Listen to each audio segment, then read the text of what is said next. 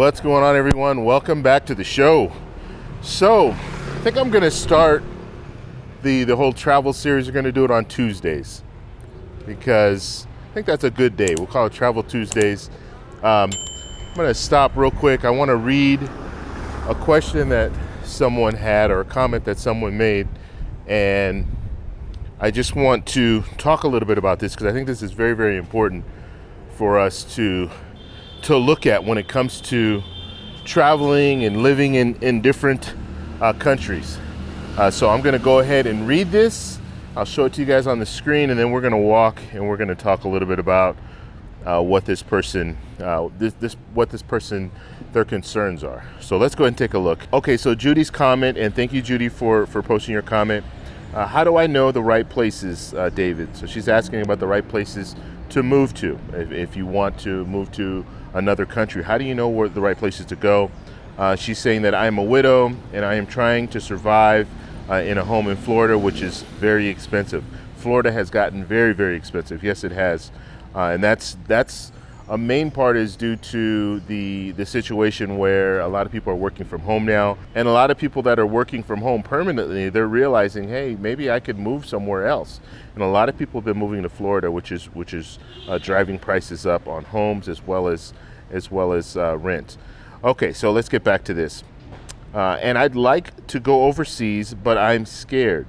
I don't know what areas are good, what areas are bad, where to get your house, how to stay, how to get your visa. I don't know any of that. Maybe you could help us. Thank you, Judy. Okay, so thank you, Judy. Thank you again for the comment. And we're going to try to help you. We're going to talk a little bit about some of the things that you mentioned, and I'm going to give you some ideas where you can start. So the first thing, being scared, that's very normal. Anyone would be scared to relocate to another country, even relocate to another state or city. Those are all things that are uncomfortable. But sometimes it is necessary to make decisions like this. And so my first recommendation would be to join a group. There are plenty of groups that are out there, Facebook groups, WhatsApp groups, where you can find out more information about living in another country. So that's what I would do. That's the first thing. That's something you can do right now. You don't have to wait. You can do that and find out, okay, maybe I would consider living in this country, Colombia, or I consider living in Mexico, or I consider living in Thailand. Well, join the groups, and they're going to talk to you and tell you about how life is there. So that's the first thing. That's the number one thing that you want to do. Now, in these groups, the good thing about these groups is you're going to have a lot of people who are living in that country, and that's what I recommend. So if you're joining these groups and you're talking to people and they're not living in the country, you really want people that are living there, because you're going to have questions about healthcare. You're going to have questions about how much does it cost for the current price for an apartment, the current price for food, the current price for a lot of different things. So you want someone that's actually living there and that could tell you, yes, you know what, I just rented an apartment yesterday and this is how much I paid.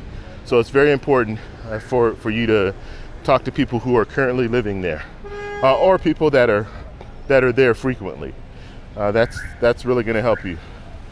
Another thing, when it comes to getting more information, you can get more information from YouTube. And I've posted these videos. I talk a little bit about these different people that are traveling, and that's a good way. Just get on YouTube and watch the videos, and you might be able to get an idea of where you would want to live just based on some of the videos that you've seen. Okay? Now, when it comes to actually traveling there, that's what you want to do. The ideal situation is using these groups, using YouTube to kind of narrow down your search, and then from that point, then actually go to those destinations.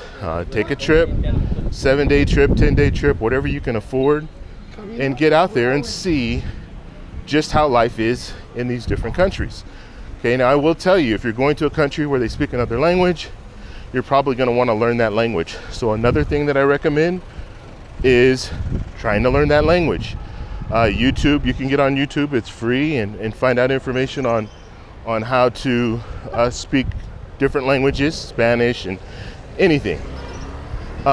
You can also purchase a course for learning a language, but at least get the basics down. That's what I always recommend to people. You don't have to be fluent in a language to live in the country, but you do need to know the basics. And so get those down. Getting the basics down is it's gonna help you, right? So we've talked a little bit about doing the research, actually getting to that destination, spending some time there, and then once you're there, then you'll have a pretty good idea of where you would want to live. Now, another thing that I always recommend is when you go to these different places, don't buy a house. That's the wrong way to think about things. You don't want to buy a house, especially not right away. You want to wait. So I would recommend waiting at least a year before you consider buying any type of property.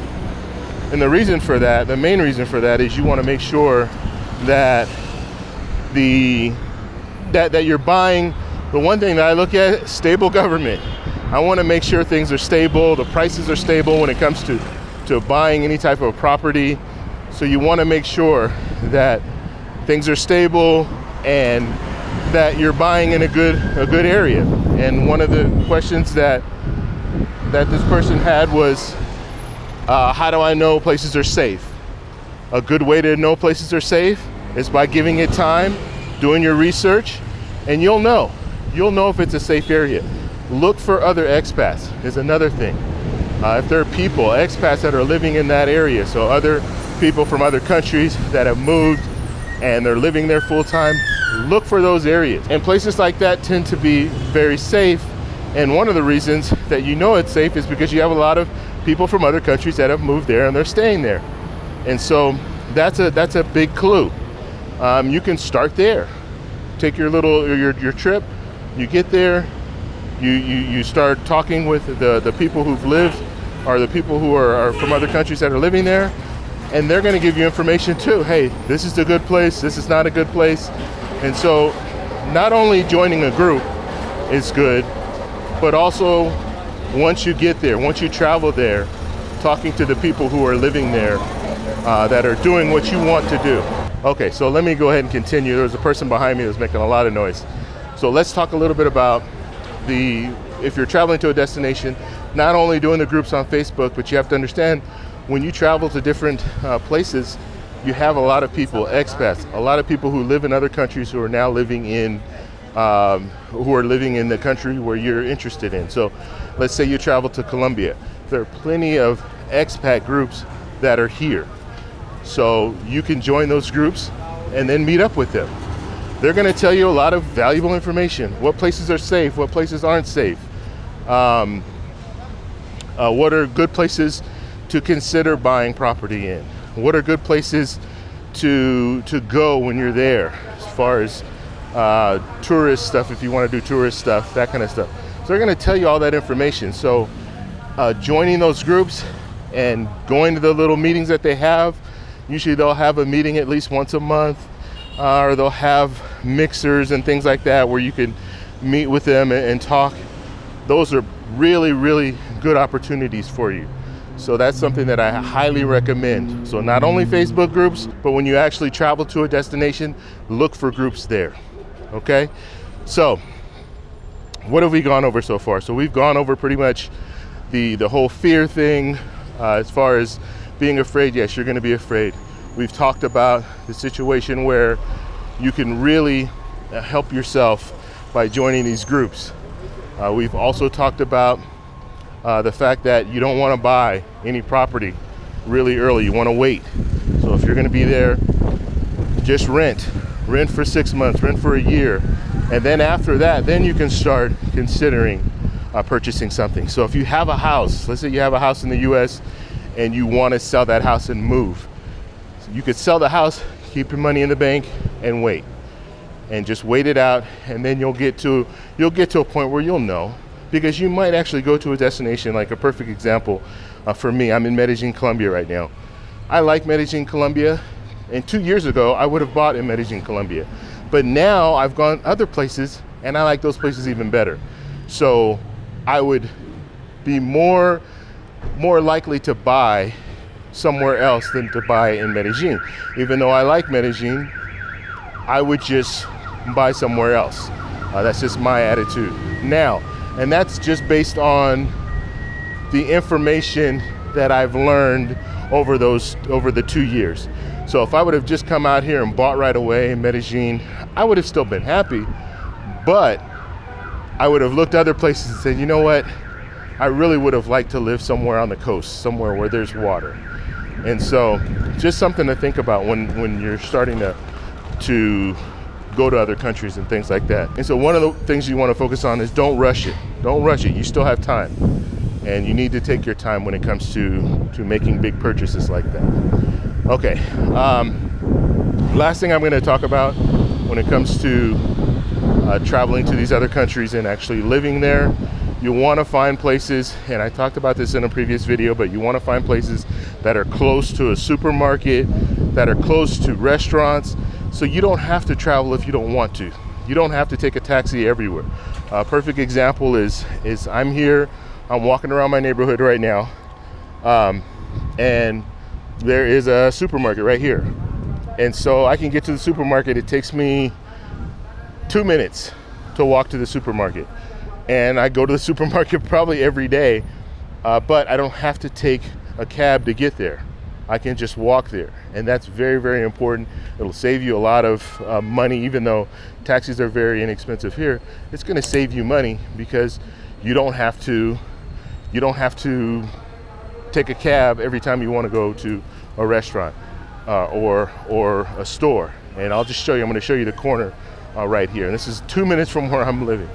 So you have Éxito, and it's a small Éxito, but it has a grocery store in there. And then here's the main area here. And you have restaurants all up and down the street. This is La Setenta, which is it's in Laureles, near Medellin, but all down the street. This way, all restaurants, and then all down the street this way, restaurants. So you have a variety of different places to go to. So that's another tip when you're looking, especially if you're considering buying. You want to make sure that it has all those things, because if it doesn't, then you're going to be spending a lot of money just on taxis and things like that. So that's all I have for you guys today. Just wanted to answer that question. Hopefully I answered that question for you, Judy. If you guys have any other questions about travel, about anything else, post it down below. If you like this video, please give me a thumbs up. Please subscribe for more, and I'll talk to you in the next one. Bye.